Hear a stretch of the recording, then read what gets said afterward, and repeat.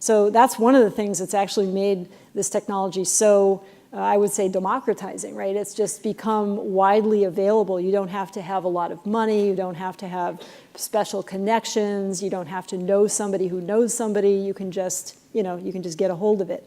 And then in terms of more sort of DIY, do-it-yourself kind of science, well, the Indiegogo, my neighbor down the street 3 or 4 years ago actually, texted me one day and said, "Hey, Jennifer, did you see that Indiegogo is selling a CRISPR kit?" I was stunned, and actually they do, right? So then some smart scientists, young people just right out of college at the Innovative Genomics Institute tested it and it didn't work.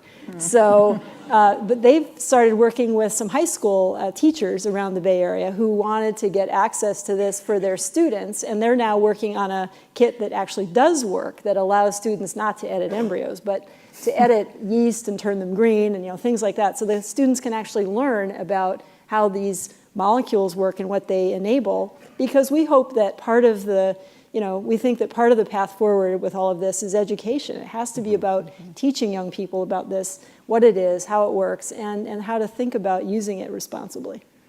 All right, I'm going to pick up on that last phrase, using it responsibly. So I don't want to in any way minimize these enormous potential, beneficent therapeutic uses, and we should definitely talk more about them. But using it responsibly, if we're talking about a couple $100, democratizing CRISPR experiments is one way to put it. That sounds like great. We get lots of people invested in the technology, get a bunch of experiments, we'll get quicker innovations.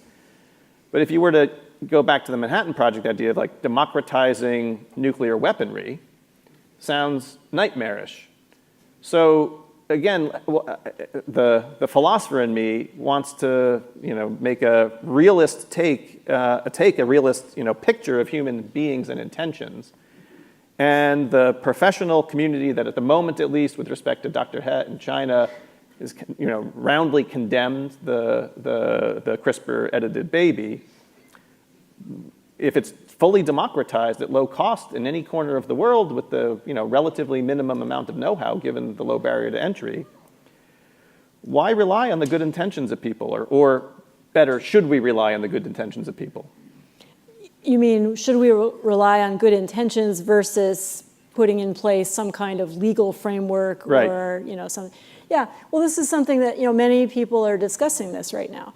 And the challenge is that I think even if you wanted to put in place a legal framework, the reality is that right now, with the way that science and really our societies are global, whether we like it or we don't, it's just a fact. And so if we here in the United States, for example, agreed that this is just too dangerous of a technology, let's not allow scientists to use it, that would have its own issues of debate and trying to figure out how you would enforce such a thing. But I think the reality is that this kind of use and various uses of gene editing or any other technology like this would forge ahead in other countries. And so would the US want to take a position of a back seat to that, or do we want to instead hopefully be playing more of a leadership role? And and again, there's no right or wrong answer to it necessarily, but I myself think that we're better off being engaged